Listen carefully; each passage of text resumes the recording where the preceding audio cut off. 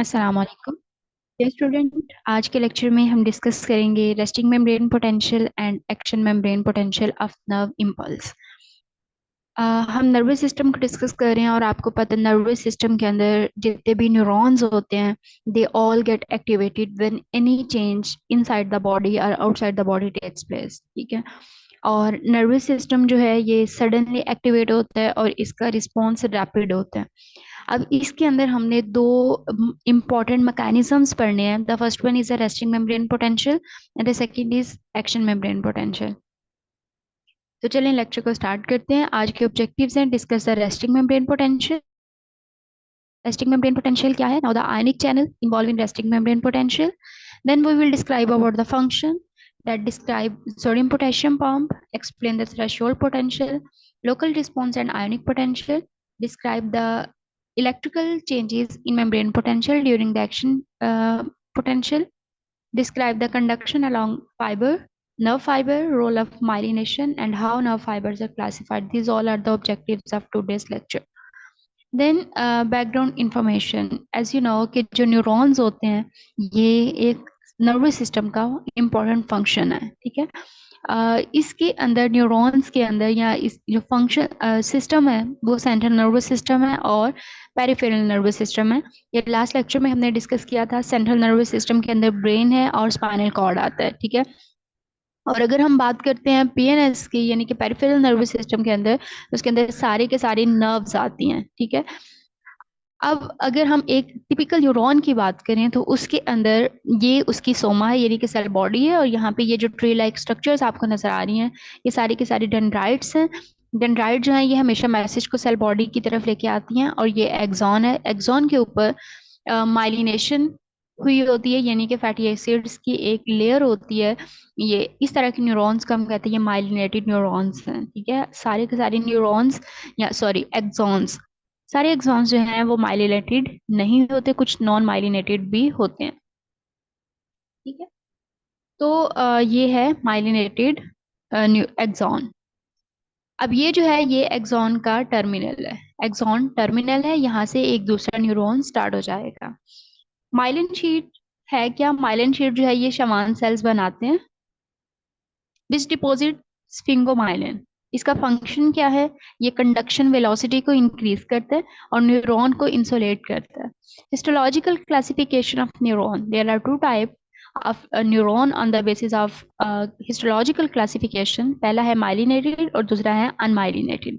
Myelinated होता है जिसके ऊपर माइलिन शीट होती है यानी कि जिसके ऊपर शवान सेल्स ने माइलिन शीट को सेक्रीट किया होता है।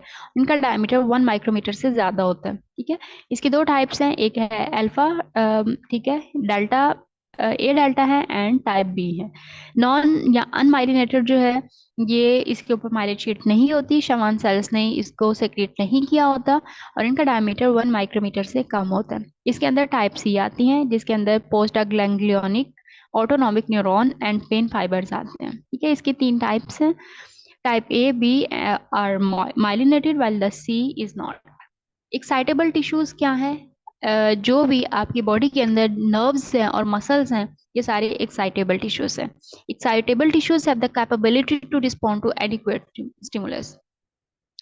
यानी कि जब भी इनको थोड़ा सा स्टिमुलस मिलता है तो ये एक्साइटेबल टिश्यूज ऐसे टिश्यूज होते हैं एक्टिवेट हो जाते हैं और आपकी बॉडी के अंदर कोई भी चेंज जब आता है उसको रिस्पॉन्ड करने के कैपेबल होते हैं। रेस्टिंग मेम्ब्रेन पोटेंशियल क्या है? Dear students, resting membrane potential का मतलब है कि जब आपकी बॉडी रेस्ट की कंडीशन में है, कोई चेंज नहीं आया, ठीक है, बिल्कुल नॉर्मल कंडीशन चल रही है। ठीक है। इसको हम रेस्टिंग मेम्ब्रेन पोटेंशियल कहते हैं। और रेस्टिंग मेम्ब्रेन पोटेंशियल की आपने एक इंडिकेशन याद रखनी है कि कोई भी न्यूरॉन है, कोई भी ये फॉर एग्जांपल एक न्यूरॉन है, तो किसी भी न्यूरॉन के अंदर जो है वो पॉजिटिव और नेगेटिव चार्जेस का डिफरेंस होता है। जब रेस्टिंग मेम्ब्रेन पोटेंशियल होते हैं तो हमेशा अंदर नेगेटिविटी ज्यादा होती है और बाहर पॉजिटिविटी ज्यादा होती है। ये एक इंडिकेशन है कि सेल एक रेस्टिंग मेम्ब्रेन पोटेंशियल पे है। अब देखेंगे यहाँ पे ये बताया उसने between the inner side and outer side of the membrane क्या है कि ये चार्जेस का पोटेंशियल डिफरेंस होता है and it is relatively negative inside. ठीक है, जो अगर एक एक्सॉन है उसकी इनसाइड अगर हम बात करें तो अंदर वाली साइड उसकी नेगेटिविटी ज्यादा होगी और बाहर पॉजिटिविटी ज्यादा होगी। इसकी वजूहात हम देखेंगे कि इसकी क्या रीजन है जिसकी वजह से अंदर नेगेटिविटी ज्यादा होती है और बाहर पॉजिटिविटी ज्यादा होती है। मेजरमेंट ऑफ आरएमपी, ठीक है, वोल्ट वोल्ट मीटर के अंदर हम उसको मेजर करते हैं। मिली वोल्ट, -70 मिली वोल्ट जो है वो अगर होगा तो इसका मतलब -70 मिली वोल्ट जो है, ये भी काफी सारी बुक्स में दिया होता है ये वैल्यू। तो ये बताया जाता है कि it is a resting membrane potential या एक्शन मेम्ब्रेन पोटेंशियल। तो ये रेस्टिंग मेम्ब्रेन पोटेंशियल है और ये किसी भी न्यूरॉन के इनसाइड की बात कर रहा है। ठीक है, अगर हम लार्ज साइज की बात करेंगे तो वो -90 चला जाएगा, लेकिन मिनिमम जो है या मीडियम जो है वो -70 ही रहता है। During rest the membrane is polarised. Polarised का मतलब है कि कोई जो है वो कंडक्शन नहीं हो रही है। ठीक है, कोई नर्व इम्पल्स कंडक्ट नहीं हो रही है, उसको हम पोलराइज्ड स्टेट कहते हैं। और पोलराइज्ड स्टेट का मतलब ये भी होता है कि अंदर नेगेटिविटी ज्यादा है और बाहर पॉजिटिविटी ज्यादा है। ये पोलराइज्ड है। आपकी बॉडी के अंदर सारे सेल्स जो हैं वो पोलराइज्ड स्टेट के अंदर होते हैं। इसका मतलब है कोई चेंज नहीं जब आएगा तब वो पोलराइज्ड होगा। ठीक है, जब कोई चेंज आएगा तो उसके अंदर जो है चार्जेस का डिफरेंस हो जाएगा और ये टर्म चेंज हो जाएगी, वो हम आगे देखते हैं। Comments from previous slide from Guyton. अब ये जो मटेरियल लिया गया ये गाइटन जो बुक है, गाइटन एंड हॉल, उसकी बुक से लिया गया है। अब जैसे हमने प्रीवियस डिस्कस किया तो उसके कुछ कमेंट्स हैं, जैसे sodium potassium and chloride ion are the most important ion involve in the development of membrane potential in nerve and muscle fibre. अब जैसे हमने बात की कि जो रेस्टिंग मेम्ब्रेन पोटेंशियल है उसमें क्या होता है, रेस्टिंग मेम्ब्रेन पोटेंशियल में अंदर नेगेटिविटी ज्यादा होती है और बाहर पॉजिटिविटी ज्यादा होती है। यानी कि अगर हम एक न्यूरॉन की स्ट्रक्चर ड्रॉ करके देखें यहाँ पे, फॉर एग्जांपल ये एक एक्सॉन है, ठीक है, एक न्यूरॉन है। इसमें हमने यही कहा है कि अंदर नेगेटिविटी ज्यादा है। ठीक है, यानी कि नेगेटिव आयन ज्यादा है और बाहर जो है वो पॉजिटिविटी ज्यादा है। ठीक है, ये एक रेस्टिंग मेम्ब्रेन पोटेंशियल है। इसका मतलब है जब कोई भी नर्व इम्पल्स कंडक्ट नहीं होगी। इसकी रीजंस क्या हैं, व्हाट आर द रीजंस, को क्या चीजें हैं जो इसको मेंटेन करके रखती हैं। पहली चीज तो ये है कि इस कोई भी न्यूरॉन है, कोई भी एक जो है नर्वस सिस्टम का पार्ट जो न्यूरॉन है उसके अंदर एक पंप लगा होता है। ठीक है, और उस पंप को हम कहते हैं सोडियम पोटेशियम पंप। ठीक है, सोडियम पोटेशियम पंप लगा होता है। अब ये सोडियम पोटेशियम पंप क्या होता है, ये एटीपी को लेता है और एटीपी की हेल्प से ये ओपन हो जाता है और अपना काम करना स्टार्ट कर देता है। इसकी वजह से क्या होता है, ये 3 सोडियम को बाहर फेंकता है। जब एक दफा ये पंप एक्टिवेट होता है, हम ये रीजन पढ़ रहे हैं कि अंदर नेगेटिविटी ज्यादा कैसे होती है। तो पहली रीजन ये है कि ये 3 सोडियम को बाहर की तरफ पुश करेगा। ठीक है, 3 सोडियम बाहर चले गए और 2 पोटेशियम अंदर भेजेगा ये। ठीक है, पोटेशियम 2 आ रहे हैं और सोडियम 3 जा रहे हैं, इसका मतलब है चार्ज में डिफरेंस तो आएगा ही। ऑल्दो पोटेशियम भी पॉजिटिव है, ठीक है, सोडियम भी पॉजिटिव है, लेकिन ये 3 जा रहे हैं बाहर और ये 2 अंदर आ रहे हैं, तो चार्ज का डिफरेंस तो होगा। यहाँ पे पॉजिटिविटी ज्यादा है और यहाँ पे मतलब एज कम्पेयर टू बाहर यहाँ पे पॉजिटिविटी थोड़ी कम होगी क्योंकि यहाँ पे 3 आयन जा रहे हैं, यहाँ पे 2 हैं। ठीक है, ये तो एक रीजन होगी। दूसरी रीजन जो है वो ये है कि यहाँ पे इनसाइड कुछ प्रोटीन और क्लोराइड आयन जो हैं वो भी प्रेजेंट होते हैं जो कि नेगेटिव है। ठीक है, लार्ज प्रोटीन और क्लोराइड आयन वो भी इनसाइड प्रेजेंट होते हैं, वो आउटसाइड नहीं होते, इसलिए ये भी नेगेटिविटी को इनहेंस करने में हेल्प कर रहा है।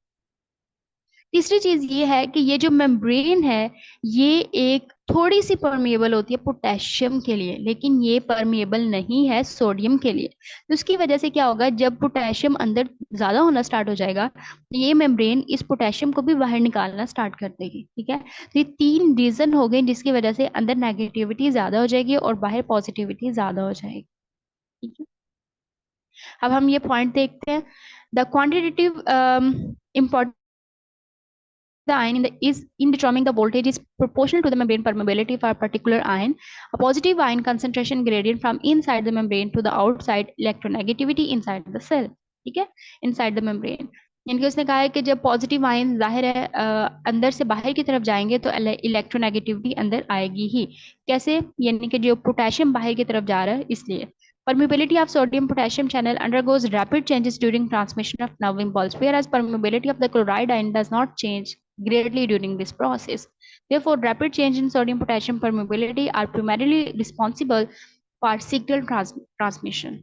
ठीक है, तो ये सारा प्रोसेस है जिसकी वजह से अंदर नेगेटिविटी ज्यादा होती है, लेकिन क्लोराइड आयन क्योंकि वो मूव ही नहीं करे और उसके ना मूव करने की वजह से, मूव करने की वजह से कोई ज्यादा फर्क नहीं पड़ता। उसके बाद है, let me take another slide. Causes क्या है रेस्टिंग मेम्ब्रेन पोटेंशियल के, ये मैंने पहले अभी डिस्कस किया। एक तो ये, the sodium cell membrane tend to diffuse potassium out of cell from high to low concentration through sodium leak channel. ठीक है, टेंड टू डिफ्यूज आउट मतलब तीसरी रीजन मैंने जैसे आपको यहाँ पे ये बताई है कि let me draw with this color, let me change a color। Okay, यहाँ पे जैसे मैंने ये बात की है कि ये एक मेम्ब्रेन है, ठीक है, तो पोटेशियम अंदर ही ज्यादा आ रहे हैं। ठीक है, जब सोडियम पोटेशियम पंप ओपन होगा उसकी वजह से पोटेशियम बाहर से अंदर की तरफ आ रहे हैं, लेकिन ये जो मेम्ब्रेन है ये परमिएबल है। यहाँ पे लीकी चैनल्स प्रेजेंट हैं जो कि सिर्फ पोटेशियम के लीकी चैनल्स एक्टिवेट होंगे।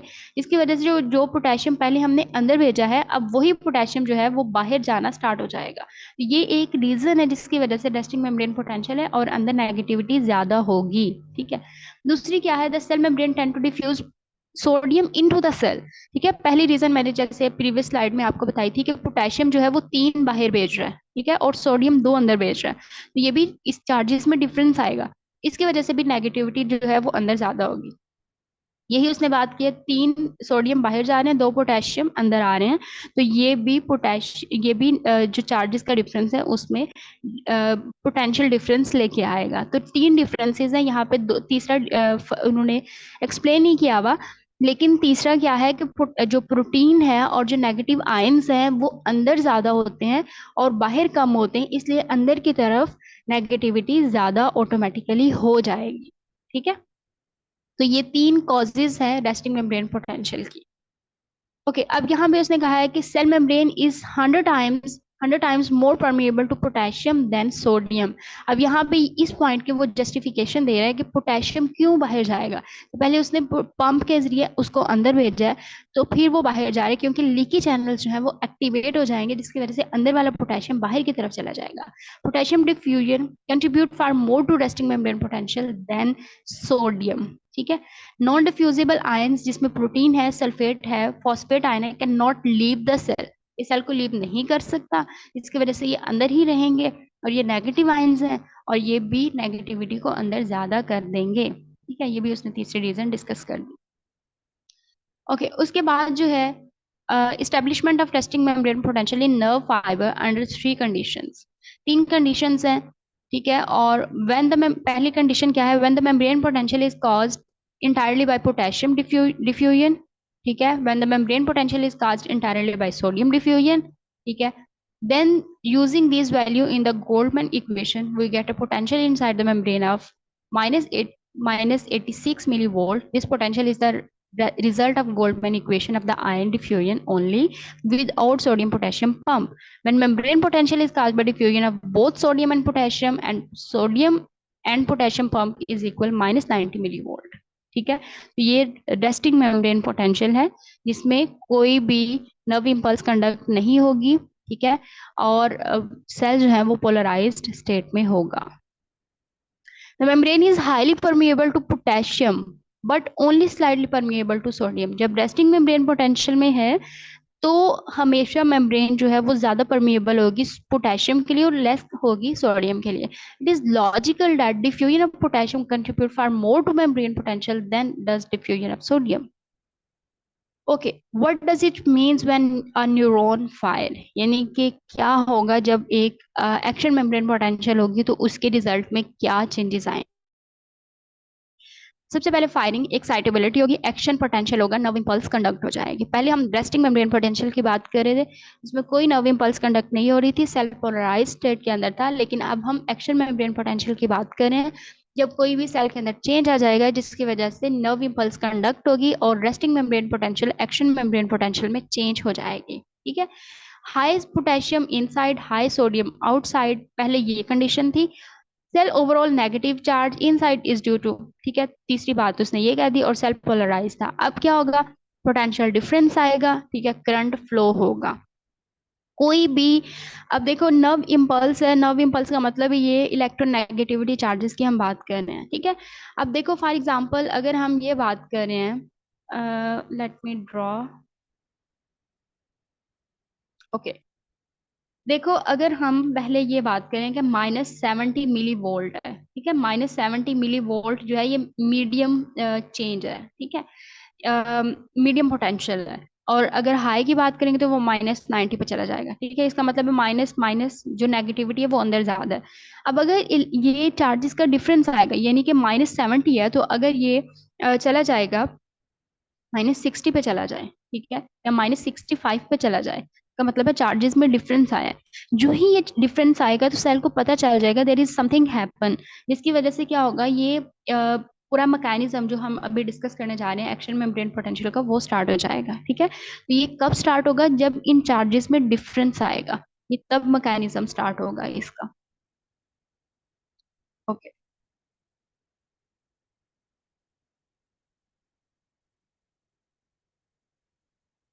changes occur through the nerve fiber stimulation by the threshold stimulus। अच्छा, अब ये बात है, सबसे पहले आपको ये पता होना चाहिए कि जो गेटेड चैनल्स होते हैं ना, वो चार टाइप के गेटेड चैनल्स होते हैं। सबसे पहले मैकेनिकली गेटेड चैनल है, ठीक है। मैकेनिकल गेटेड चैनल वो चैनल है जो कि तब एक्टिवेट होगा जब उसके ऊपर कोई प्रेशर अप्लाई किया जाएगा, ठीक है। अगर हम, मैं आपको यहाँ पे एक्सप्लेन कर दूं एक पूरा मैकेनिज्म इसका। सबसे पहले ये एक न्यूरॉन है, ठीक है, ये उसके डेंड्राइट्स हैं, ये आपको पता है, यहाँ पे इसके डेंड्राइट्स होंगे, ठीक है, ये इसका एक्सॉन है और यहाँ पे इसके एक्सॉन की नर्व एंडिंग्स होंगी, ठीक है। अब पहले क्या है, यहाँ पे नेगेटिविटी ज्यादा है, ठीक है, यानी कि -70 मिली वोल्ट है यहाँ पे, और यहाँ पे पॉजिटिविटी ज्यादा है, ठीक है, यहाँ पे पॉजिटिविटी ज्यादा है बाहर, और अंदर जो है वो नेगेटिविटी ज्यादा है। अब सबसे पहले जब भी एक्शन मेम्ब्रेन पोटेंशियल होगा तो चार तरह के गेटेड चैनल जो है वो इसमें बहुत इंपॉर्टेंट रोल प्ले कर रहे होते हैं, ठीक है। सबसे पहले है mechanically gated channel. Mechanically gated channel तब ओपन होगा जब कोई भी प्रेशर किसी न्यूरॉन के ऊपर आएगा, उसकी वजह से वो एक्टिवेट हो जाएगा, ठीक है। फॉर एग्जाम्पल कोई कॉकरोच जो है वो किसी के हाथ पे बैठता है, ठीक है, उसके ऊपर वो प्रेशर आता है, जिसकी वजह से वो चैनल्स ओपन हो जाएंगे। ये चैनल जैसे ही ओपन होगा, सबसे पहले कौन सा चैनल ओपन होगा, मैकेनिकली गेटेड चैनल ओपन होगा, ठीक है। मैकेनिकली गेटेड चैनल के ओपन होने की वजह से जो पोटेशियम बाहर बहुत ज्यादा था, अब यहाँ पे एक गेट ओपन हो जाएगा। पहले पंप की बात कर रहे थे, अब हम गेट की बात करें, इसके अंदर गेट भी प्रेजेंट होता है, ठीक है। पहले मैकेनिकली गेटेड चैनल ओपन होंगे, फिर गेटेड चैनल ओपन होंगे, सोडियम पोटेशियम गेटेड चैनल। अब इस गेटेड चैनल के अंदर यहाँ पे सोडियम गेटेड चैनल भी है और पोटेशियम गेटेड चैनल भी है, लेकिन पहले कौन सा एक्टिव होगा, पहले पोटेशियम वाला जो है वो फौरन से एक्टिवेट हो जाता है, लेकिन पोटेशियम वाला जो है वो अभी एक्टिवेट नहीं हुआ। मैकेनिकली गेटेड चैनल की वजह से क्या होगा, थोड़ा सा जो पोटेशियम सोडियम है वो अंदर आना स्टार्ट हो जाएगा, यानी कि वो थोड़ा सा पॉजिटिविटी करना स्टार्ट कर देगा, ठीक है, मैकेनिकली की वजह से। जो -70 मिली वोल्ट था, ठीक है, वो किस में चेंज हो जाएगा, -65 पे चला जाएगा, या फिर वो किस पे चला जाएगा, 60 मिली वोल्ट पे चला जाएगा, जिसकी वजह से सेल को लगेगा कि यहाँ पे चार्जेस का कोई डिफरेंस आ रहा है, ठीक है। और वो मिनिमम डिफरेंस जो कि इस मैकेनिकली गेटेड चैनल की वजह से हुआ है, इसको हम कहते हैं थ्रेशोल्ड स्टिमुलस, ठीक है। थ्रेशोल्ड स्टिमुलस मतलब मिनिमम स्टिमुलस है जो कि किसी भी न्यूरॉन को एक्टिवेट करता है। अब यहाँ पे मैकेनिकली गेटेड चैनल का काम खत्म हो गया। अब यहाँ पे क्योंकि चार्जेस में डिफरेंस आएगा, जिसकी वजह से ये जो सोडियम गेटेड चैनल और पोटेशियम गेटेड चैनल है ये ओपन हो जाएंगे, लेकिन पोटेशियम इतना एक्टिव नहीं है, मतलब ये फौरन से एक्टिवेट नहीं होता, पहले पोटेशियम वाला एक्टिव होगा। पोटेशियम वाला एक्टिव होगा, वो सारे के सारे जो सोडियम बाहर थे वो उनको, बहुत सारा सोडियम अंदर आ जाएगा, और इतना अंदर आ जाएगा कि अंदर पॉजिटिविटी ज्यादा हो जाएगी और एज कंपेयर टू आउटसाइड, ठीक है। इस पोटेशियम की वजह से जब ये अंदर की तरफ भेजेगा, और दूसरी इंपॉर्टेंट चीज आपने ये याद रखनी है कि कभी भी पूरे न्यूरॉन के अंदर एक वक्त में चेंज नहीं आता, पहले ये इसके इतने से सेगमेंट में चेंज आएगा, फिर ये इतने से सेगमेंट में चेंज आएगा, फिर इतने से। जो चेंजेस यहाँ पे आई हैं वही यहाँ पे भी आएंगी, वही यहाँ पे भी आएंगी, ठीक है। उसके बाद क्या होगा, ये पोटेशियम चैनल जो है सोडियम चैनल जो है, गेटेड चैनल, ये ओपन होगा, सोडियम को अंदर भेज रहा है, जिसकी वजह से यहाँ पे पॉजिटिविटी बहुत ज्यादा हो जाएगी। ठीक है, पहले ये -60 पे था, अब ये कहाँ पे चला जाएगा, +50 पे चला जाएगा, प्लस में चला गया, जहाँ पे माइनस में अब ये +मिलीवोल्ट में चला गया, +50 पे चला गया। ठीक है, इसको हम कहते हैं डीपोलराइजेशन। ठीक है, अगर हम ग्राफिकली इसको देखें, रिप्रेजेंट करें, तो पहले जो है वो बिल्कुल नेगेटिविटी में था। ठीक है, अब जो है वो बिल्कुल उसको, यहाँ पे -70 है, ठीक है, इसको ये पॉजिटिविटी में ले गया, अब यहाँ पे +50 में चला गया। ठीक है, अब जैसे ही ये +50 पे पहुंचेगा, तो ये जो सोडियम वाले गेटेड चैनल है, ये ओपन, पोटेशियम गेटेड चैनल जो है वो ओपन हो जाएंगे। और पोटेशियम, क्योंकि आपको पता है अंदर ज्यादा था रेस्टिंग मेम्ब्रेन पोटेंशियल में, अब ये पोटेशियम को बाहर भेजना स्टार्ट कर देगा। ठीक है, जो अंदर पॉजिटिविटी इस सोडियम ने की थी, अब पोटेशियम बाहर चला जाएगा, अब अगेन ये अंदर नेगेटिविटी को इनहेंस करना स्टार्ट कर देगा। ठीक है, तो आप कह सकते हैं कि जो इसको एक्शन मेम्ब्रेन पोटेंशियल का स्टार्ट है या डीपोलराइजेशन है, वो हमेशा सोडियम की वजह से होती है। ठीक है, डीपोलराइजेशन हमेशा सोडियम की वजह से होती है, और रीपोलराइजेशन जो है वो हमेशा किसकी वजह से होती है, पोटेशियम की वजह से।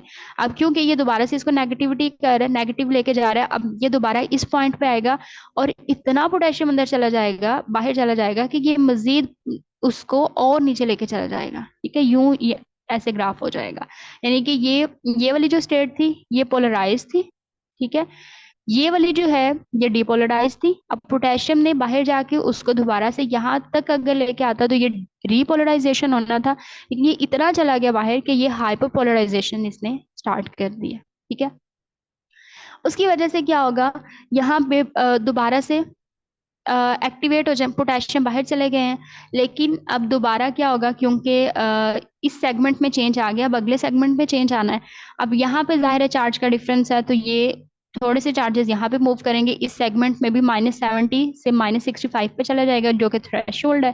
फिर इसके सोडियम चैनल ओपन हो जाएंगे, फिर पोटेशियम चैनल ओपन हो जाएंगे। लेकिन अब इस सेगमेंट को हमने सही करना है, क्योंकि यहाँ पे रेस्टिंग मेम्ब्रेन पोटेंशियल में क्या था कि पोटेशियम अंदर था, सोडियम बाहर था, लेकिन एक्शन मेम्ब्रेन पोटेंशियल में क्या हो गया, सोडियम अंदर आ गया, पोटेशियम बाहर चला गया। अब हमने इसको रीसेट करना है, यानी कि दोबारा से इसी कंडीशन में लेके आना है। तो अब दोबारा से जो है चैनल्स ओपन हो जाएंगे, यानी कि जो हमने पंप की बात की थी, पंप ओपन हो जाएंगे, जो पोटेशियम को अंदर लेके आएंगे और सोडियम को बाहर फेंकेंगे। ठीक है, तो ये वाली यहाँ पे कंडक्शन हो गई है, दोबारा से नॉर्मल स्टेट में आ जाएगा। यहाँ पे दोबारा वही चेंजेस आएंगे जो इस सेगमेंट में आई हैं, फिर इस चेंज में इसमें आएगा, फिर अल्टीमेटली इस न्यूरॉन के एंड पे पहुंचेगा। ठीक है, जब इस न्यूरॉन के एंड पे पहुंचेगा, तो यहाँ से एक दूसरा न्यूरॉन स्टार्ट हो जाएगा। ठीक है, जाहिर सी बात है, इस पूरे एक नर्व नेट प्रेजेंट होते हैं आपकी बॉडी के अंदर, जो कि आपके ब्रेन तक मैसेज को लेके जा रहा है। ठीक है, अब बाकी यहाँ पे जब पहुंचेगा, तो इसके पास कुछ वेसिकल्स होती हैं, जिसके अंदर एक स्पेशल किस्म का केमिकल होता है, वो इस केमिकल को इस स्पेस के अंदर रिलीज कर देते हैं। इस स्पेस को हम कहते हैं, ये जो ये देखें, इस स्पेस से पहले है। ठीक है, इसको हम प्री साइनेप्टिक क्लफ्ट कहेंगे, इसको पोस्ट साइनेप्टिक क्लफ्ट कहेंगे, और ये पूरी स्पेस है, इसको साइनेप्टिक क्लफ्ट कहते हैं। तो ये तीनों चीजें मिला के एक साइनेप्स बनाती हैं। यहाँ पे केमिकल रिलीज होगा जिसका नाम है न्यूरोट्रांसमीटर। अब यहाँ पे उस केमिकल के अगले न्यूरॉन के पास उसके रिसेप्टर्स होंगे, वो रिसेप्टर्स पे जाके केमिकल अटैच हो जाएगा, जिसकी वजह से अगला न्यूरॉन एक्टिवेट हो जाएगा, उसके इस सेगमेंट में चेंज आएगा, फिर अगले में चेंज आएगा, फिर अगले में चेंज आएगा, इस तरह सारे न्यूरॉन्स के अंदर चेंज आता जाएगा। अल्टीमेटली मैसेज आपके ब्रेन तक पहुंचेगा, आपका ब्रेन इंटरप्रिटेशंस करेगा, और फिर मैसेज इसी फॉर्म में वापस आएगा और रिस्पॉन्ड किया जाएगा। ठीक है, इस तरीके से जो एक्शन मेम्ब्रेन पोटेंशियल है वो काम कर रही होती है। ठीक है, आई होप आपको यहाँ तक समझ आ गया होगा। अब आगे हम इसको डिस्कस कर लेते हैं। Okay,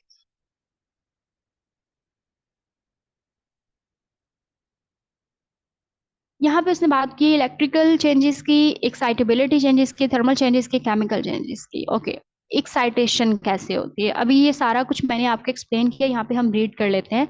understanding excitation in generation of action membrane potential, stimulation of the cell by neurotransmitter और बाय सेंसरी सेल्स। ठीक है। अगर दूसरा पहला न्यूरॉन जो है वो हमेशा कभी भी मतलब न्यूरोट्रांसमीटर उसको एक्टिवेट नहीं करते, सेंसरी सेल्स उसके पास जो है वो लेके जाते हैं, सिग्नल लेके जाते हैं। Partially open channel protein molecule in the membrane, sodium diffuse in the cell. ठीक है। सोडियम जो पहले बाहर था अब वो कहाँ पे चला जाना स्टार्ट हो जाएगा, अंदर की तरफ जाना स्टार्ट हो जाएगा। और ये किस केस में होगा, मेम्ब्रेन पोटेंशियल के केस में होगा। ठीक है।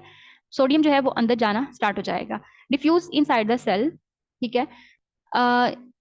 That part of the membrane towards a less negative polarization. If this local potential reaches a critical state, इसको हम threshold potential कहेंगे। ठीक है। जो कि ये जो threshold potential है ये mechanically gated channel की वजह से open हुआ था। Then sodium channel open। ठीक है। पहले मैकेनिकली गेटेड चैनल ओपन हुए थे जिसकी वजह से थ्रेशोल्ड पोटेंशियल क्रिएट हुआ था, उसके बाद सोडियम चैनल ओपन हो जाएंगे जिसकी वजह से बहुत सारा सोडियम अंदर की तरफ आना स्टार्ट हो जाएगा, जो कि उसको डीपोलराइजेशन की स्टेट में ले जाएगा। ठीक है। और डीपोलराइजेशन इतना ज्यादा सोडियम अंदर आ जाएगा कि वो 50 पे चला जाएगा, +30 या +50 पे चला जाएगा। ठीक है। ये एक्शन मेम्ब्रेन पोटेंशियल है जो कि डीपोलराइजेशन की स्टेट में चला जाएगा। Action membrane potential. Nerve signals are transmitted by action potential which are rapid change in the membrane potential that spread rapidly along the nerve fiber membrane to produce physiological effects such as transmission of impulse along nerve fiber, release of neurotransmitter. Neurotransmitter कब release होंगे, जब एक neuron ने message को दूसरे neuron तक पहुंचाना है, वो केमिकल्स की फॉर्म में उसको पहुंचाएगा। मसल कॉन्ट्रैक्शन, एक्टिवेशन और inhibition of glandular secretion. Each action potential begins with a sudden change from normal resting negative membrane potential to positive potential and ends with the almost equal rapid change back to the negative potential. यानी कि उसने कहा है कि जैसे पहले negativity अंदर ज्यादा थी, बाहर पॉजिटिविटी ज्यादा थी, फिर चार्जेस का डिफरेंस आ जाएगा, यानी कि अंदर पॉजिटिविटी ज्यादा हो जाएगी, बाहर नेगेटिविटी ज्यादा हो जाएगी। तो जब ये चीज होगी तो फिर क्या होगा, ये एक्शन मेम्ब्रेन पोटेंशियल है। लेकिन दोबारा से हमने उसको रेस्टिंग में लेके आना है तो वो दोबारा change back to the negative potential. ठीक है। यानी कि दोबारा से अंदर वाली जो चीज है वो नेगेटिव होना स्टार्ट हो जाएगी। स्टेजेस क्या है, रेस्टिंग मेम्ब्रेन पोटेंशियल होगी, पोलराइज स्टेट होगी, अंदर नेगेटिविटी ज्यादा होगी। डीपोलराइजेशन स्टेट जो है यहाँ पे आपकी गाइटन के अंदर जो है वो +35 या +30 को डिस्कस किया हुआ है, कुछ बुक्स में +50 भी है। तो ये डीपोलराइजेशन स्टेट की होगी। और आपने एक चीज हमेशा याद रखनी है, डीपोलराइजेशन जो है वो सोडियम की वजह से होती है और रीपोलराइजेशन हमेशा पोटेशियम की वजह से होती है, क्योंकि पोटेशियम बाहर जाना स्टार्ट हो जाता है और सोडियम अंदर आना स्टार्ट हो जाता है। और समटाइम ये हाइपरपोलराइजेशन भी कॉज कर देते हैं। ठीक है। Initiation of action potential -70 to -90 is the resting membrane potential. Threshold stimulus opens voltage gated sodium channel and sodium influx rises resting potential from -90 towards 0. As membrane potential rises, more sodium channel open and sodium influx increases until all voltage gated sodium channel open. Action membrane potential, electrical changes. It is the potential difference along the nerve membrane after stimulation by threshold stimulus. ठीक है। यानी कि यहाँ पे उसने different channels की बात की है, वोल्टेज गेटेड चैनल ओपन हो जाएंगे, सोडियम, पोटेशियम, फिर थ्रेशोल्ड स्टिमुलस है, वही बात है जो मैंने पहले डिस्कस की है। अगर हम ग्राफिकली इसकी बात करेंगे, रेस्टिंग मेम्ब्रेन पोटेंशियल है, फिर थ्रेशोल्ड होगा। ठीक है। फिर ये एक्शन मेम्ब्रेन पोटेंशियल है, फिर वापस उसको लेके आएगा। ठीक है। ये रेस्टिंग मेम्ब्रेन पोटेंशियल पे दोबारा से लेके आ रहा है। लेकिन यहाँ पे hyperpolarisation, yes this is hyperpolarisation, यानी कि अगर मजीद बहुत ज्यादा नेगेटिविटी, जितनी -70 थी, अगर उसको -70 अगर -90 पे लेके चला गया या -90 से भी ज्यादा माइनस में चला गया तो ये हाइपरपोलराइजेशन स्टेट में चला जाएगा। ठीक है। यहाँ पे अगेन उसने डिफरेंट डेफिनेशंस की बात की है। Threshold potential, the membrane potential at which occurrence of the action potential is inevitable. ठीक है। Certain to happen. थ्रेशोल्ड का मतलब होता है कोई भी चीज जब एक होना स्टार्ट होती है तो उसको हम थ्रेशोल्ड पोटेंशियल कहते हैं। ठीक है। Sub threshold potential, acute sub threshold potential stimulus that result in local depolarisation. ठीक है। ऑल एंड नथिंग प्रिंसिपल, एक चीज आपने हमेशा याद रखनी है, नर्व इम्पल्स में ऑल और नथिंग प्रिंसिपल काम कर रहा होता है, या तो सारे काम कर रहे होते हैं या कोई भी काम नहीं कर रहा होता। Once threshold value for excitation is reached at full AP is produced. Action potential पूरा produce होगा. Its intensity cannot be increased by increasing stimulus integrity. ठीक है। यहाँ पे उसने बात की है मिलीवोल्ट्स की। थ्रेशोल्ड पोटेंशियल है, एक्शन मेम्ब्रेन पोटेंशियल है। टाइप्स ऑफ ट्रांसपोर्ट चैनल्स, जो कि ऑलरेडी मैं बात कर चुकी है, सोडियम चैनल्स हैं, पोटेशियम चैनल्स हैं, गेटेड चैनल्स हैं, ठीक है, और पंप्स हैं, मैकेनिकली गेटेड चैनल्स हैं, ठीक है, और कुछ जो हैं वो आयंस जैसे कि रिसेप्टर्स की वजह से वो एक्टिवेट होते हैं। कुछ ऐसे भी चैनल्स प्रेजेंट हैं, और वो कब एक्टिवेट होंगे, जब एक न्यूरॉन से दूसरे न्यूरॉन की तरफ उसने सिग्नल को पहुंचाना है, ठीक है। वोल्टेज गेटेड चैनल प्रेजेंट होते हैं, जो कि कब एक्टिव होंगे, जो कि जब उसने उसको स्टार्ट करना है, सिग्नल को स्टार्ट करना है, जब एक्शन मेम्ब्रेन पोटेंशियल अभी स्टार्ट होगा तो sodium voltage gated channel open हो जाएंगे, जिसकी वजह से बहुत सारा सोडियम अंदर की तरफ आएगा और बहुत सारा पोटेशियम बाहर की तरफ आएगा। अगेन सोडियम जो है वो डीपोलराइजेशन कॉज करेगा और पोटेशियम जो है वो रीपोलराइजेशन स्टार्ट कर देगा। Okay, these all things that we have discussed before, and hyperpolarization जो कि बहुत सारे सोडियम को बाहर की तरफ फेंक देगा, जिसकी वजह से अंदर नेगेटिविटी पहले से बहुत ज्यादा हो जाएगी, and direction of action membrane potential will be propagated and inducted in the neuron. Okay, what happen if myelination is lost, मतलब ये जो हमने बात की थी कि इस न्यूरॉन के ऊपर एक माइलिन शीट होती है, और इसका काम होता है, इसका काम ये होता है कि ये बहुत रैपिडली नर्व इम्पल्स को कंडक्ट करती है। ऐसे फील होता है कि यहाँ से, मतलब यहाँ पे बहुत रैपिडली कंडक्शन होगी, तो ऐसे लगता है यहाँ से जंप करके यहाँ पे जा रही है, फिर यहाँ पे जा रही है। हालांकि ऐसा नहीं होता, न्यूरॉन, पूरे न्यूरॉन के अंदर ही नर्व इम्पल्स कंडक्ट होगी, लेकिन यहाँ पे बहुत रैपिड होती है, ठीक है। तो ऐसी नर्व इम्पल्स जो एक न्यूरॉन के बाद दूसरे पे जंप करके जा रही है, या आपने कमेंट बॉक्स में बताना है कि इसको हम क्या कहते हैं।